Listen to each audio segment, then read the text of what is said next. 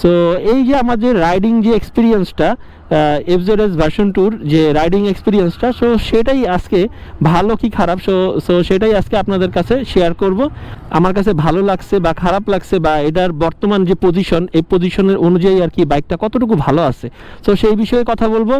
So ভিডিওটা skip না করে ভিডিওটা দেখেন পুরোটা, তাহলে বুঝতে পারবেন যে আমার রাইডিং এক্সপিরিয়েন্সগুলো কি।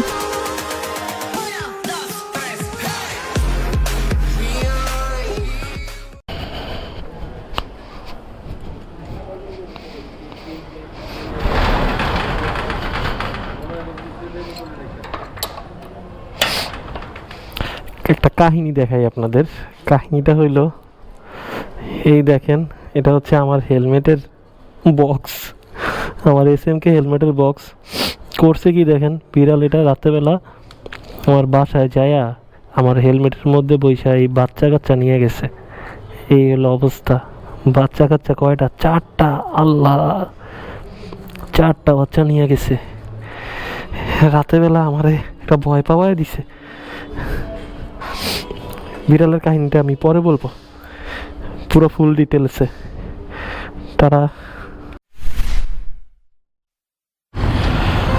What is up good people, welcome again Busy Rider.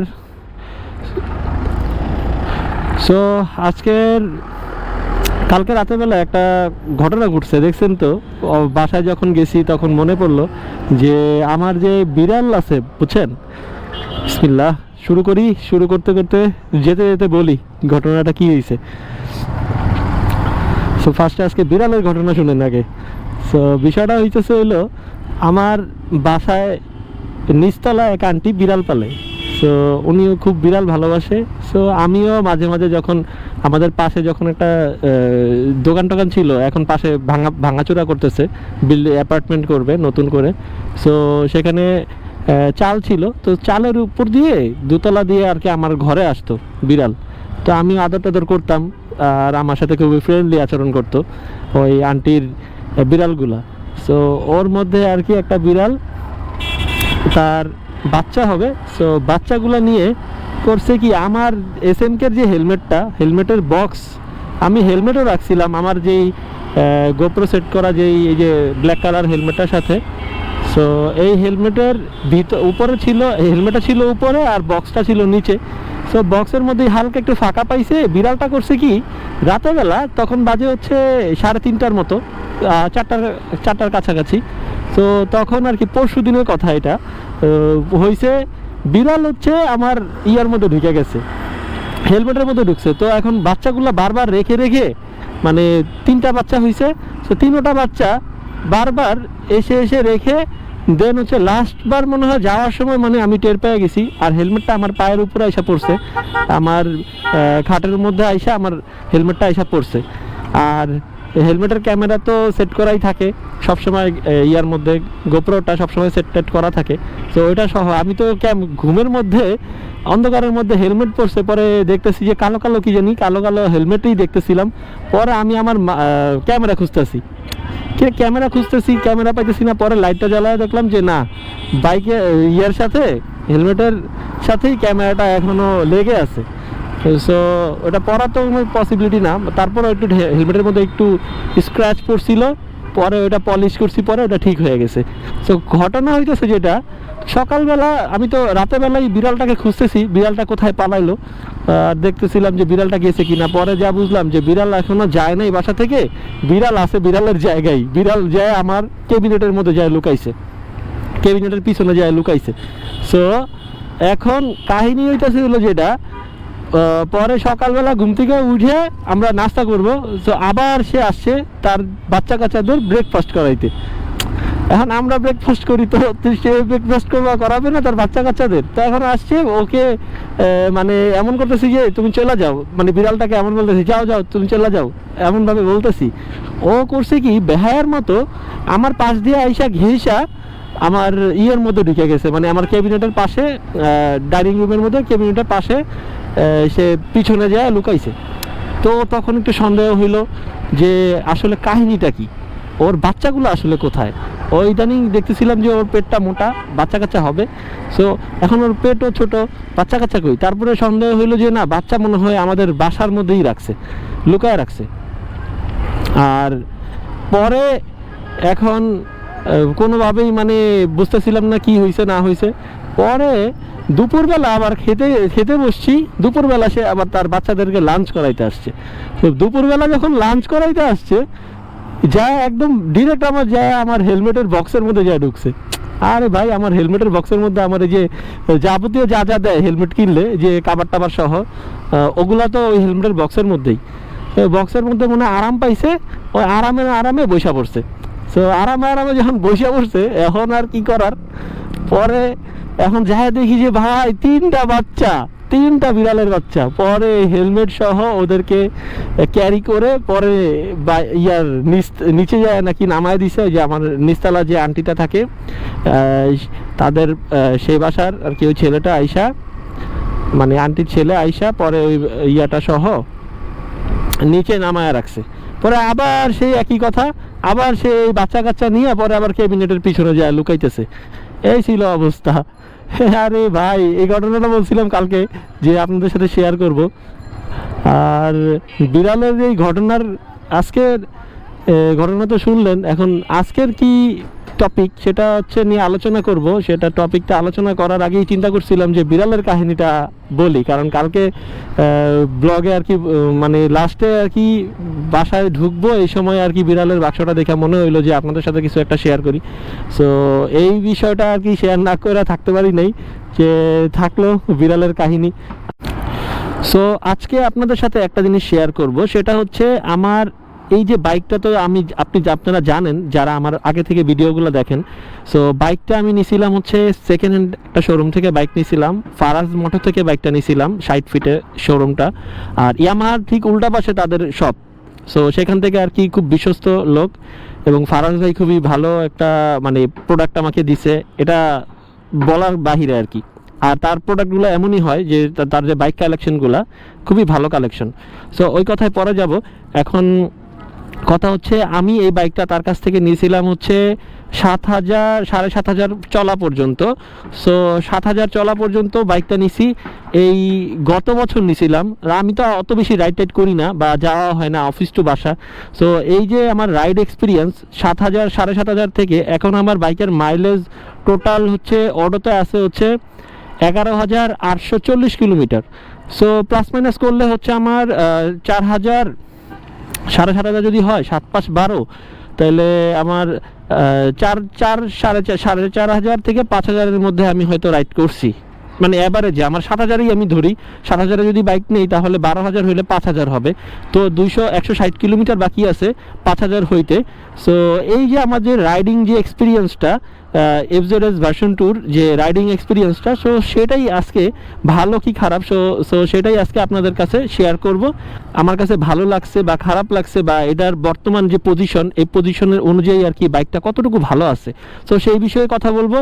So ভিডিওটা স্কিপ না করে ভিডিওটা দেখেন পুরোটা, তাহলে বুঝতে পারবেন যে আমার রাইডিং এক্সপিরিয়েন্সগুলো কি। সো আর আমার চ্যানেলে যদি নতুন হয়ে থাকেন, please do subscribe and hit the bell icon. আর ভিডিওটা শেষ পর্যন্ত দেখেন। সো আমরা কথা না বাড়িয়ে ভিডিওর মধ্যে চলে যাই। সো চলেন শুরু করি।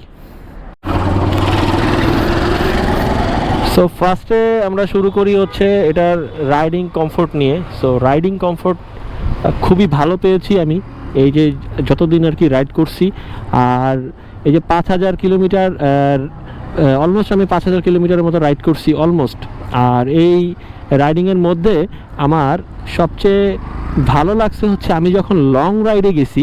সো লং রাইডে যখন যাই তখন যেই একটুও মনে হয় আমি কোনো পেইন ফিল করি নাই, খুবই কমফোর্টেবলি আমি রাইড করছি। এবং এটার যে রাইডিং পজিশন এবং এটার চারিদিক মিলে মানে এটা একটা পারফেক্ট একটা কম্বিনেশন, যে স্প্লিট সিট হইতে এবং পিলিয়নও আপনার ভালো ফিল করবে, পিলিয়নও ভালো ফিল করছে। সো এই জিনিসটা আর কি ভালো লাগছে। তবে আরেকটা জিনিস সেটা হচ্ছে এই যে বাইকের এই যে হ্যান্ড গ্রিপটা, এই হ্যান্ড গ্রিপটা যখন আপনি লং টার্ম চালাবেন তখন এই এটা আর কি গ্রিপটা তত একটা ধরে না, এটা মনে হয় যে মানে এই জন্য আরসিবি গ্রিপ লাগায় নিলে বেস্ট হয়, কারণ স্টকটা অতটা পারফর্ম করবে না লং রাইডের ক্ষেত্রে গেলে। আর এটার ইঞ্জিনের যে পারফরমেন্সটা, ইঞ্জিনের পারফরমেন্স এবং মাইলেজের বিষয় যদি আমি বলি, তাহলে এটার 150 সিসি 150 সিসি সেগমেন্টের ইয়ামাহার যে এফজেডএস ভার্সন 2টা আছে, এটা হচ্ছে বেশ একটা স্মুথ একটা বাইক। এবং এটা যে 5000 কিলোমিটার আমি রাইড করছি, সেটা আরও মানে ভালোভাবে, মানে টোটালি বাইকটা চলছে হচ্ছে 12000 কিলোমিটারের মতো, সো অলমোস্ট 12000 কিলোমিটার। সো এটা খুবই ভালোভাবে আর কি সেট হয়ে গেছে বাইকটার, মানে যে পাওয়ার বলেন, মানে কি বলে, ইঞ্জিনের পারফরমেন্সটা এবং মাইলেজটা, টোটালটা একটা 12000-এর মধ্যে একটা খুবই পারফেক্টভাবে সেট হয়ে গেছে। সো একটা 149 সিসির যে ফুয়েল ইনজেকশন ইঞ্জিন হিসেবে, তাই এটা একটু এক্সিলারেশনটাও কিন্তু একটু ভালো। এবং সিটিতে এটা আমি পাচ্ছি যে 40 থেকে 42 কিলোমিটার পার লিটার, এবং হাইওয়েতে আমি পাচ্ছি হচ্ছে 45 plus kilometre per litre mileage পাচ্ছি আমি। এবং টপ স্পিড আমি পাচ্ছি হচ্ছে 110 থেকে 115 পর্যন্ত কিলোমিটার পার আওয়ার। এবং 90 কিলোমিটার পার আওয়ারের পরে আমি কিন্তু একটা ভাইব্রেশন ফিল করতেছি, যখন আমি 90 প্লাস উঠাই তখন হচ্ছে আমি ভাইব্রেশন ফিল করি। আর এই জিনিসটা বলা হয় নাই আপনাদেরকে। এবং তবে ইনিশিয়াল যে পিক আপটা আছে না, ইনিশিয়াল পিক আপে যখন আমরা যাই, তখন ইনিশিয়াল পিক আপে আমাদের কিছু তুলনামূলকভাবে একটু ইনিশিয়াল পিক আপটা একটু কম ফিল মনে হয়, কারণ এটা তো সবাই জানেন যে ইনিশিয়াল পিক আপটা একটু কম মনে হয়। আদারওয়াইজ সব ঠিকই আছে। এবং হ্যান্ডেলিংয়ের বা ব্রেকিংয়ের দিক থেকে যদি আমি বলি, হ্যান্ডেলিং এবং ব্রেকিংয়ের দিক থেকে এটা খুবই স্ট্রং একটা পয়েন্ট দিবে। সেটা হচ্ছে শহরে বলেন আর হচ্ছে ইয়েতে বলেন, মানে হাইওয়েতে বলেন, সব জায়গায় হচ্ছে আপনাকে একটা পারফেক্ট একটা ফিল দিবে। যে হাইওয়েতে বলেন আর হচ্ছে সিটি রাইডে বলেন, দুই জায়গায় হচ্ছে আপনাকে ভালো একটা ফিল দিবে। এবং এটার মধ্যে এবিএস না থাকায় হাই স্পিডিংয়ের মধ্যে যদি স্কিড করার কিন্তু একটা পসিবিলিটি থাকে এই বাইকটার মধ্যে। যদি আপনি হাই স্পিডিংয়ের ক্ষেত্রে যান, তখন কিন্তু আপনার স্কিড করার একটা পসিবিলিটি থাকে, যেহেতু এটার মধ্যে এবিএস নাই। আর এবিএস যখন এটা লঞ্চ হয়েছে তখন তো এবিএস লঞ্চ দেওয়ার কথা তো দূরে থাক, আর এখনও এই বাইকটা কিন্তু ধুমায় চলতেছে। ঠিক আছে, এটার মধ্যে যেই কালার এডিশন এবং কালার টালার করছে, কালার টালার করে কিন্তু এটা কিন্তু ভালো একটা পজিশনে দিতেছে। ঠিক আছে,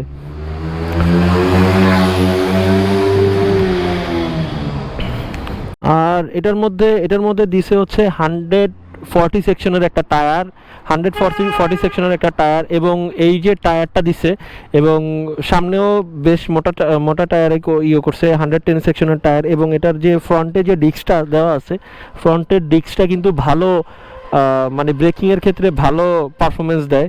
এবং ফ্রন্টে কিন্তু ভালো পারফরমেন্স দেয়। এবং পেছনের যে রেয়ার ব্রেকটা আছে, রেয়ার যে ডিস্ক ব্রেকটা আছে, ওটা অতটা আর কি পারফরমেন্স না করলেও কিন্তু ফ্রন্টের যে গিয়ার, মানে ফ্রন্টের যে ডিস্ক ব্রেকটা, সো ডিস্কটা কিন্তু ভালো একটা পারফরমেন্স এবং ব্রেকিংয়ের ক্ষেত্রে কিন্তু খুবই একটা ভালো কনফিডেন্স দেয়। আর এটা হচ্ছে 133 কেজির ওয়েট আছে এটার, বাইকটার।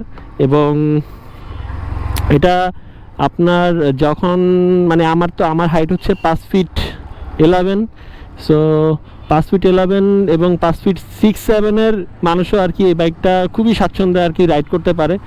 আর এটার গ্রাউন্ড ক্লিয়ারেন্সও খুবই ভালো। আর হচ্ছে আর কি বলা যায়, কোনো কিছু মিস করলাম কি না? আর একটা জিনিস, সেটা হচ্ছে মেনটেনেন্স এবং সার্ভিসের যে কস্টটা, সেটা বলি। মেনটেনেন্স করতে গেলে হচ্ছে আপনার প্রতি ম্যাক্সিমাম হচ্ছে আপনি 2500 কিলোমিটারে আপনি একটা মোবিল ড্রেন করতে পারেন। এবং সেটা হচ্ছে অনেকে করে 2500-এ, অনেকে 2000-এ। সো আমি ম্যাক্সিমাম করছি হচ্ছে 1500 থেকে 2000-এর মধ্যেই করে ফেলছি। সো 1500 থেকে 2000-এর মধ্যে করছি। এবং এটার যতদিন আমার হাতে বাইক ছিল ততদিন 1500 থেকে 2000-এর মধ্যে করছি। কিন্তু এখনও হচ্ছে মাত্র 1100 চলছে। এটা 1500 বা 2000-এর কাছাকাছি গেলে তখন আমি আবার চেঞ্জ করে ফেলবো। আর সেটা আরেকটা হচ্ছে, চেনের মধ্যে যদি লুপ করেন, চেনটা কিন্তু ড্রাই হয়ে যায় হচ্ছে 700-800 পরে বা 500 পরে হচ্ছে চেনটা লুপ করে নিলে বেস্ট হয়। তো অনেকে বলা হচ্ছে 700-800 হয়ে গেলে, যদি আপনার 700-800 হয়ে যায়, চালানো হয়ে যায়, তখন হচ্ছে আপনি চেনটা লুপ করে নেবেন। আর ইয়ামাহার যেই ইঞ্জিন অয়েলটা আছে, যে ইয়ামাহা লুপ 10W40, সেটা ইউজ করছি অনেক দিন। তো সেটা ইউজ করার পরে এখন বর্তমানে যেটা ইউজ করতেছি সেটা হচ্ছে ইনোসের কোম্পানির ইনোস কোম্পানি আবার ওই ইনোস সরকারের কোম্পানি ভাইবেন না, ইনোস অনেকে চিনেন। এবং ইনোসের যে 10W40 গ্রেডটা সেমই আছে, বাট হচ্ছে আমার ব্র্যান্ডটা চেঞ্জ করছি। সেটা নাকি ওই এক্সট্রিম হান্টার্স থেকে আর কি বলছে ভাই, ইমরান ভাই বলছে। ইমরান ভাইয়ের কথা শুনে আর কি নিলাম। পারফরমেন্সও খুবই ভালো, এবং ইঞ্জিনের আমি বলছি যদি ইঞ্জিনের সাউন্ড যদি চেঞ্জ হয় ভাই, ইঞ্জিনের সাউন্ড কোনোভাবেই চেঞ্জ হবে না। এটা আমি নিজে সাক্ষী আর কি, মানে নিজে এক্সপিরিয়েন্স করলাম যে এটা ইঞ্জিনটাকেও ঠান্ডা রাখবে এবং ইঞ্জিন অয়েলের জন্য পারফেক্ট একটা engine oil.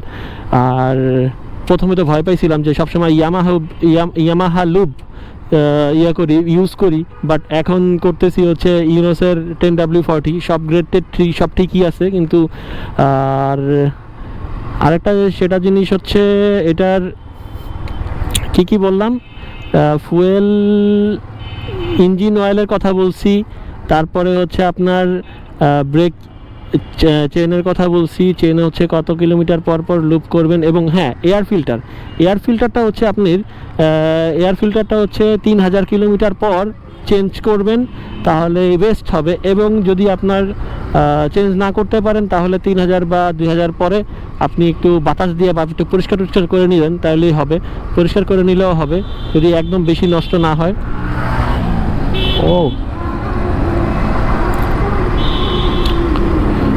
Crazy rider.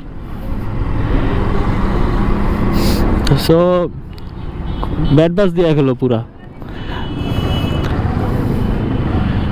So আমরা ভিডিওর একদম শেষ পর্যায়ে চলে আসছি। যতটুকু বলার ছিল আর কি বলে ফেলছি মনে হয়।